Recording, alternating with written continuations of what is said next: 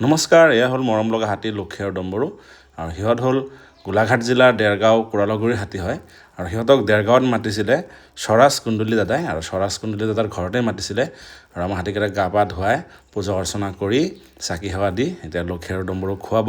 চাওকচোন কিমান এটা ধুনীয়া মুহূৰ্ত। আৰু আমাৰ মৰম লগা হাতীকেইটাক খুবেই মৰম দিয়ে ৰাইজে, সেইকাৰণে ভাল লাগে। চাওকচোন একদম ভীমকল ৰাখি থৈছে, লগতে আলু আছে, লগতে বুটমাহ আছে।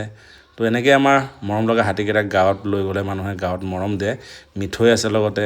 তো এইদৰেই লক্ষী আৰু ডম্বৰুৱে খাই থাকক সিহঁতে, আৰু মৰম চেনেহৰ মাজত থাকক। আৰু আপোনালোকেও মৰম চেনেহ দিব আমাৰ হাতীকেইজনীক, খুব ভাল লাগে। আৰু স্বৰাজ কুণ্ডলী দাদাক ধন্যবাদ জনালোঁ, আৰু লগতে স্বৰাজ কুণ্ডলী দাদাৰ মাক আমাৰ খুৰীকো ধন্যবাদ জনালোঁ যে আমাৰ হাতীকেইটাক ইমান মৰম দিয়াৰ কাৰণে। আৰু লক্ষীয়ে চাওকচোন গুড় খাই আছে আগত, আৰু ডম্বৰুৱে কোনটো খাওঁ নাখাওঁ তেনেকুৱা কৰি আছে। আৰু লগতে আছে আমাৰ বৌমণিদাই লক্ষী আৰু ডম্বৰুক বৰ্তমান চোৱা চিতা কৰে। বৰ মৰম লগা হাতী লক্ষী। আৰু ডম্বৰু জানেই ৰামপ্ৰসাদৰ ল'ৰা হয়, দঁতাল পোৱালি। অলপ দুষ্টামি কৰে বাৰু ডম্বৰুৱে, তথাপিও বহুত মৰম লগা, বহুত ভাল লাগে সিহঁতক।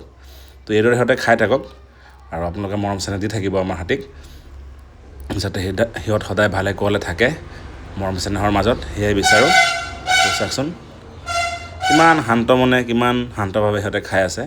তো এইদৰেই খাই থাকক, আৰু মই ধন্যবাদ জনালোঁ।